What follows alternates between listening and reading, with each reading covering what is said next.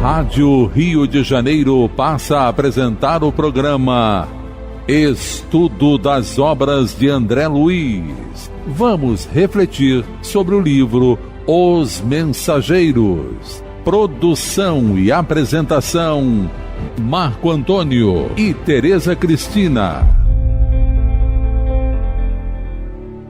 Amigos ouvintes da emissora da Fraternidade, Rádio Rio de Janeiro, novamente aqui estamos, com a permissão de Jesus, para darmos continuidade ao estudo da obra Os Mensageiros. Obra que foi ditada pelo Espírito André Luiz e que foi psicografada pelas mãos abençoadas de Francisco Cândido Xavier. Olá, caros ouvintes da Rádio Rio de Janeiro, vamos começar o nosso estudo. Estamos no capítulo 11, Belarmino, o Doutrinador. Nós vimos no último programa que o movimento espírita preferiu agora usar uma palavra que substitui doutrinador. E eu acho muito apropriada, porque passou a ser dialogadores aqueles médiuns que conversam com os espíritos, que se comunicam nas reuniões mediúnicas. A gente até comentou que essa palavra doutrinador parece que você está assim no pedestal acima dos comunicantes espirituais, e não é esse o caso. Então, hoje em dia, no movimento espírita, se preferiu usar a palavra dialogador. A gente fala, falou que o Belarmino é médium, porque realmente o doutrinador, o dialogador, ele tem uma mediunidade um tanto quanto diferenciada. Ele, geralmente, na hora da tarefa mediúnica, ele é muito intuído. Eu até comentei que, às vezes, na minha casa, lá na nossa casa espírita, na reunião mediúnica, a minha tarefa é dialogar com os espíritos que se comunicam. E, às vezes, quando termino o diálogo, eu não lembro nada do que eu falei. E às vezes, também vem à mente certas colocações, certas palavras que tocam. E a palavra vem por intuição, porque eu não estava pensando em nada daquilo. E, às vezes, nem o comunicante falou acerca da situação. Então a gente vê que o dialogador ou doutrinador, ele é um médium de intuição. E existe no livro dos médiuns, Kardec coloca como uma modalidade da mediunidade. Existe a mediunidade de intuição e inspiração, e lá no livro dos médiuns Kardec faz uma diferença. Mas vamos continuar aqui. Então, a gente comentou também que o André Luiz, ele comenta para nós que quando o espírito reconhece a sua pequenez e quando compreende que é um espírito endividado, as coisas se facilitam no mundo espiritual, porque ele fica mais aberto à ajuda que todos querem dar para ele. Mas ele primeiro tem que reconhecer que ele precisa de ajuda, que ele não sabe tudo. Então, nós comentamos que, infelizmente, pessoas que se chegam ao espiritismo, algumas não conseguem ficar por conta desse detalhe, porque se acham já num estágio bem avançado, bem evoluído, não precisam melhorar nada, elas gostam do jeito que estão. Então, não existe no espiritismo essa obrigatoriedade de você angariar prosélitos, quer dizer, angariar adeptos. A pessoa fica se gostar.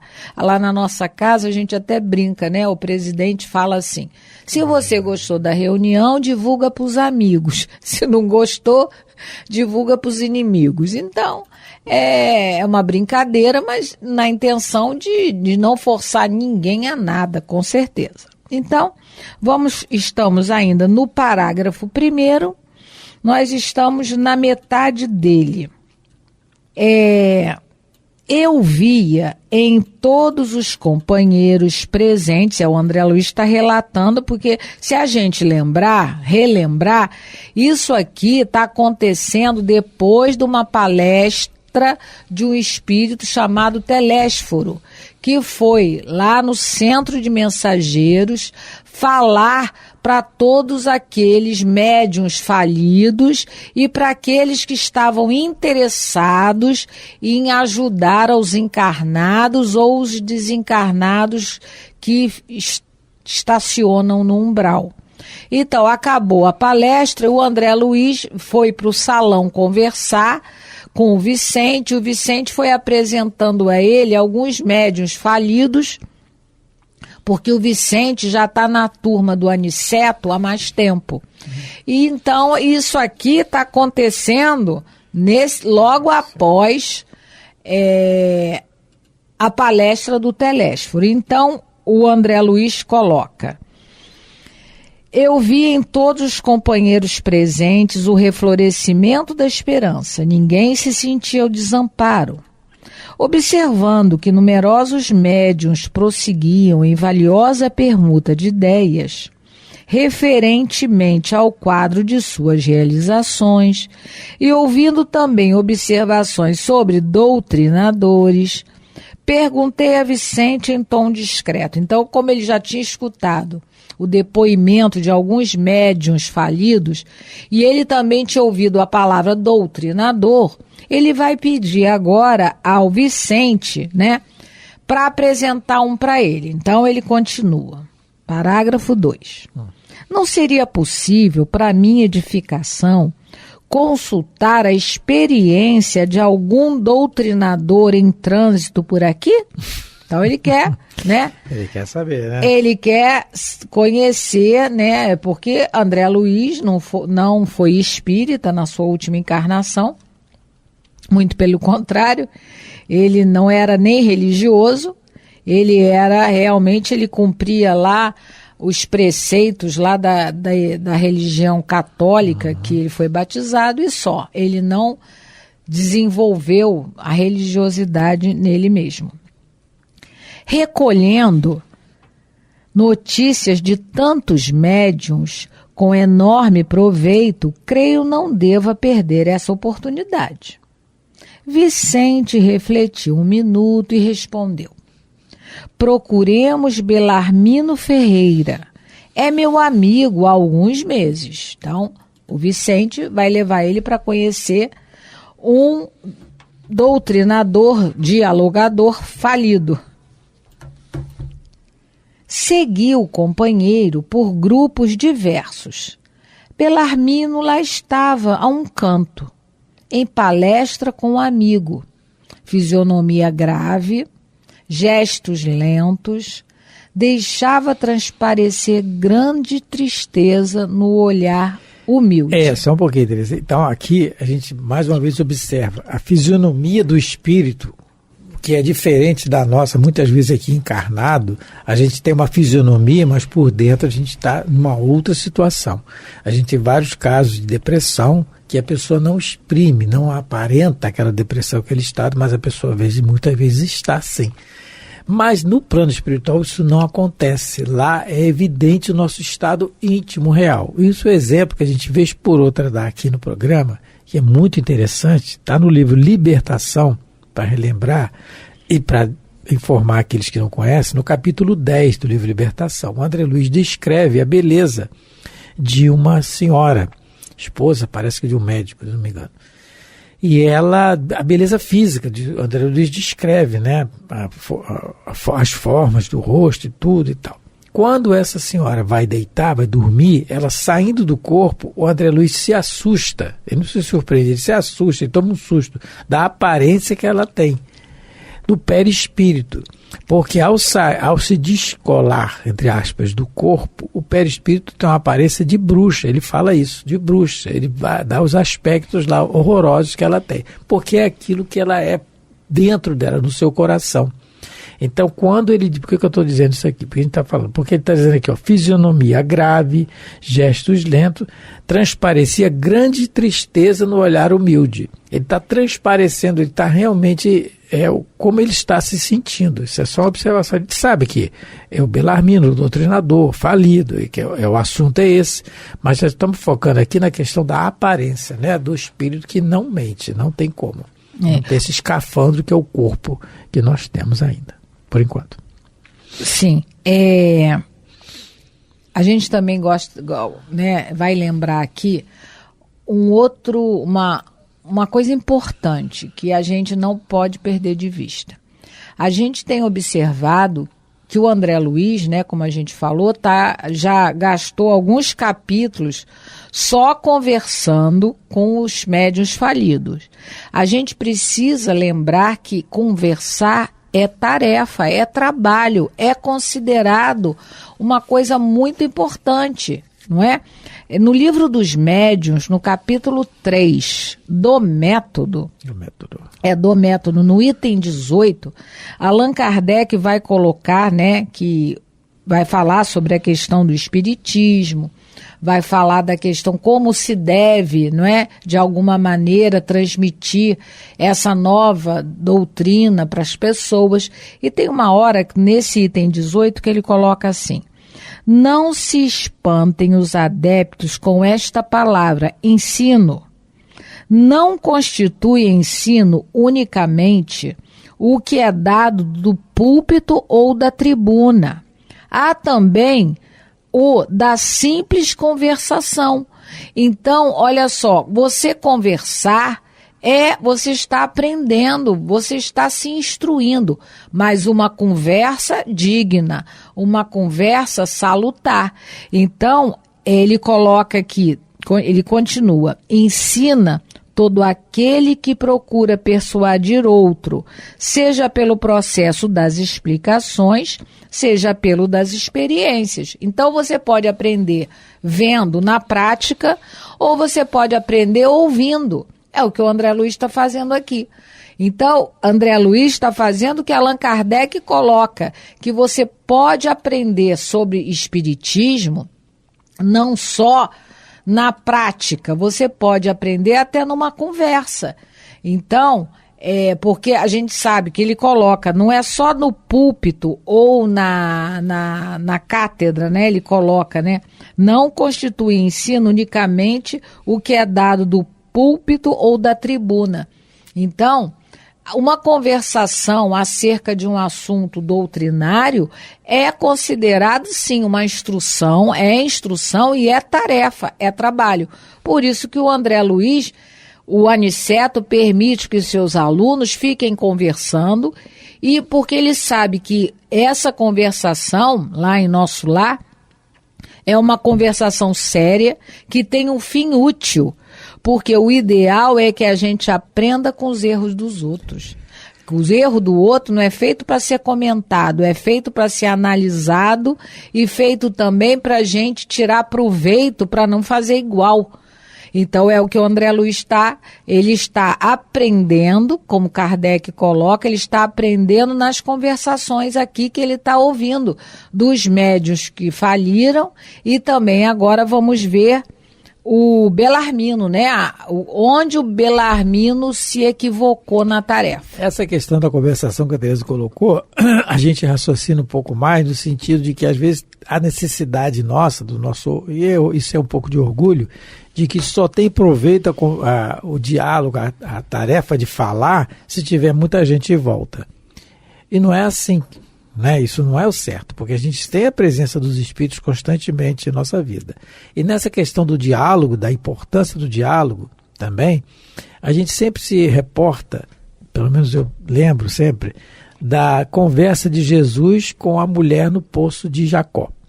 Quando o diálogo começa ali, só está os dois. Depois é que chegam os apóstolos. Mas está os dois. E o ensinamento que ele fala com ela, está ele e ela, encarnado ali. Claro que a multidão de desencarnados que acompanhava Jesus, a gente não tem ideia de como era. Mas está os dois ali. E aquela conversação, olha o proveito que ela teve através dos séculos no aprendizado, que nós não fizemos, né? Fizemos exatamente o contrário, né? Porque ele fala para ela, na indagação que ela teve, onde é que eu devo adorar a Deus, ele explica que é portas adentro do coração. Mas a conversa espírito e verdade. É espírito e verdade, portas dentro do coração. Não é nem no Monte Garazim, lá dos samaritanos, nem em Israel, lá no Templo de Jerusalém. Mas nós fizemos ao contrário, mas estamos aí, no aprendizado. Mas a conversação ali entre duas pessoas, claro que é Jesus, mas ele é o exemplo, ele é o modelo. Então, é uma conversação útil. né, que a Teresa está falando. Não nos importando também com a quantidade. Eu repeti o que Kardec falou no Livro dos Espíritos. Que a Teresa repetiu, que a gente repete o que os Espíritos dizem, a gente é papagaio de pirata, né? A gente sabe que... Mas, não, e também, abrangendo o raciocínio um pouco mais, não nos importarmos com a quantidade de pessoas encarnadas que estão ali. Hoje tem pouca gente aqui, vou falar, né, tão pouco. Não é assim que funciona. Os Espíritos estão ali o tempo todo. A gente tem que confiar nisso. A gente tem que passar a raciocinar mais nisso, né? Vamos lá. Então vamos continuar. Vicente... Não, Teresa. Observando, eu via em todos os companheiros presentes o florescimento da esperança. Não lembro, estamos lá no início. Lá no início. Sim, é isso. Ela se animou com doutrinação, tá vendo? Ela se animou com o diálogo. Nós estamos... Vicente, procurei o Belarmino... Não. É abaixo disso. Procuremos é meu amigo há alguns meses. Segui o companheiro, Belarmino lá estava a um canto, em palestra com um amigo. Fisionomia grave, gesto lento. Deixava transparecer... Desculpa, Vicente apresentou. Eu que me perdi. Desculpa. Bom. Desculpa. Certo. Vicente apresentou... que é uma pessoa humilde, vocês viram? Pedi desculpa. Oh, meu Deus. Vicente apresentou-me afetuoso, dando início... Agora estamos no parágrafo 6. Isso. Vicente apresentou-me afetuoso, dando início à conversação edificante. Após a troca de alguns conceitos, Belarmino falou comovido. Com que então, meu amigo, deseja conhecer as amarguras de um doutrinador falido? Não digo isso, obtemperei a sorrir. Desejaria conhecer sua experiência, ganhar também de sua palavra educativa. Ferreira, que é o sobrenome do Belarmino, Ferreira esboçou um sorriso forçado que expressava todo o absinto que ainda lhe requeimava a alma e falou. Absinto é o sentimento de angústia. É uma planta que também faz uma bebida, e ela é uma bebida que amarga. Quando ela desce amargando, queimando, né? E algumas pessoas, algumas sociedades usavam o absinto para a saúde, né? Mas, infelizmente, outros já usavam para outras coisas. A missão, aí agora vamos escutar a palavra do Belarmino. A missão do doutrinador é muitíssimo grave para qualquer homem. Interessante, né? Quer dar uma paradinha aí? Porque tem uma... aquela coisa da responsabilidade de quem ensina. Então, o Paulo Renato costuma dizer que todo mestre, ele é torturado pelas coisas que ele ensina. Porque se ele ensina, ele tem que praticar. E aí é Gandhi, quando aquela mãe, né? Quando aquela mãe procura Gandhi para pedir a ele, para falar para o filho dela não comer açúcar. E aí Gandhi pede para ela voltar daí uma semana ela volta, e aí ele fala para o menino, meu filho, não é para comer açúcar faz mal.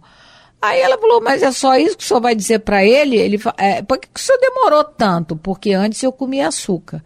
Então, para mim falar para ele parar de comer açúcar porque realmente faz mal, eu tinha que fazer e eu tinha que parar de comer açúcar por mim mesmo. Porque como é que eu posso falar uma coisa para alguém? Na realidade é isso. Como é que você fala alguma coisa para alguém, você ensina para alguém alguma coisa e você faz justamente o contrário. Fica realmente uma situação de hipocrisia. Então, como ele diz aqui, a missão do doutrinador é muitíssimo grave para qualquer homem. É aquela educação anteriormente que a gente vê, faça o que os pais muito falavam com os filhos, e eu ouvi muito isso também. Faço o que eu mando, mas não faço o que eu faço. Não é bem assim que funciona, né? Graças a Deus hoje a mentalidade está mudando. Os pais de hoje, muitos já mudaram isso, né? Esse comportamento para com os filhos, né? Tá o tamanho da responsabilidade que é você começar de novo a educação de um espírito, que é seu filho. Porque se você fuma e manda ele parar de fumar, como é que faz? Se você bebe e não quer que ele beba, como é que faz? Né? Ele vai questionar. E os espíritos hoje, aumentando aqui um pouco o raciocínio do que ele diz, né? Que é muitíssimo grave doutrinar. Quer dizer, falar para os outros o que é certo. É isso que é o doutrinar. Os espíritos hoje reencarnados, nessa geração que está aí, é uma geração questionadora, e tem que ser. A mudança do planeta está acontecendo. A casa está em obra, a renovação está sendo feita, a regeneração vem aí daqui a pouco. E os espíritos que vão habitar são espíritos que questionam, que querem o porquê de ter que caminhar no bem, o porquê, qual é a razão. Eles querem saber o porquê.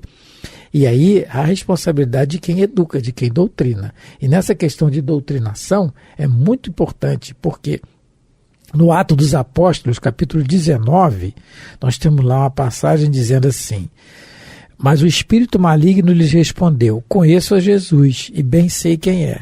Sei quem é Paulo, mas vós, quem sois? Isso está mais bem explicado também no livro Paulo e Estevão, né? Jesus eu conheço, Paulo também, mas quem é? Que é o espírito que se manifesta e fala com o personagem, se não me engano, é o Bar-Jesus. Não é Bar-Jesus não, confundi. E aí ele se manifesta e alguém quer falar com ele e ele fala que quer expulsar ele. Quer expulsar ele, isso, exatamente. Quer expulsar ele e fala: eu conheço Jesus. Ele fala em nome de Jesus e em nome de Paulo. Paulo eu sei quem é. Jesus também, mas você quem é? E corre atrás dele, dá uma carreira nele. Tá lá no livro Paulo Estevão, muito interessante. E aí é o que a Teresa falou, na questão de doutrinador, é melhor a gente falar dialogador, né? Fica menos prepotência. Né? E aí tem uma página muito interessante no livro Caminho, Verdade e Vida, do Emmanuel, é o capítulo 63, Quem sois? E o Emmanuel vem dizendo que qualquer expressão tem a sua base no poder aquisitivo. Para obter, é preciso a gente possuir. Né? E aí, mais adiante, ele diz assim: o versículo aqui nomeado constitui benéfica advertência quantos, para o esclarecimento dos outros, invoca o mestre, sem títulos vivos da sua escola sacrificial. Não é que é para a gente ser uma perfeição, um Francisco de Assis, uma Joana de Ângeles, um Dr. Bezerra de Menezes, um Gandhi, não é isso. Mas ele está dizendo títulos de escola sacrificial, a tentativa do caminho do bem, invocar Jesus. E ele continua assim: mormente no que se refere às relações com o plano invisível, mantendo cuidado para evitar afirmativas a esmo. Não vos aventureis ao movimento sem o poder aquisitivo do amor de Jesus. Quando vos dispuserstes, portanto, a esse gênero de trabalho, não ouvideis vossa própria identificação, porque provavelmente sereis interpelados pelos representantes do mal que vos perguntarão quem sois. Então, muitas reuniões mediúnicas, quando os espíritos se incorporam, a reunião séria, ela tratada seriamente na sua questão de frequências, horários, estudo daqueles participantes principalmente, os espíritos ali vão. Os bons espíritos, porque são eles que dirigem. Porque se eles não dirigirem a reunião, se a reunião for uma reunião frívola, muitos espíritos incorporados vão questionar assim o tempo todo. E aí o dialogador vai ficar sem conserto, porque ele vai falar: ué, se você está me dizendo para fazer isso, por que você faz isso? Porque eles sabem, eles nos acompanham. Muitos daqueles que são trazidos à reunião nos acompanham, que é o que aconteceu com o irmão Jacó no livro Voltei. Está lá relatado. Ele desencarnado foi ter com aqueles espíritos que ele doutrinava, né? Que ele dialogava. E aí o espírito pergunta para ele: você está falando comigo agora que você desencarnou? Cadê a sua luz? Você fala para a gente para a luz, cadê a sua? Eita. Não é? É muito interessante isso. Estamos terminando o programa. É um assunto vasto, né? Para a gente conversar. Próximo programa a gente continua mais um pouco. Tá? Isso. Muito obrigado pela atenção, pelo carinho. Lembrando que hoje continuamos estudando o capítulo 11 do livro Os Mensageiros. Fiquem com Deus. Muita paz de Jesus a todos, que Deus possa continuar nos amparando os nossos bons propósitos de melhoria. Muita paz. Você ouviu pela Rádio Rio de Janeiro o programa Estudo das Obras de André Luiz, com o livro Os Mensageiros.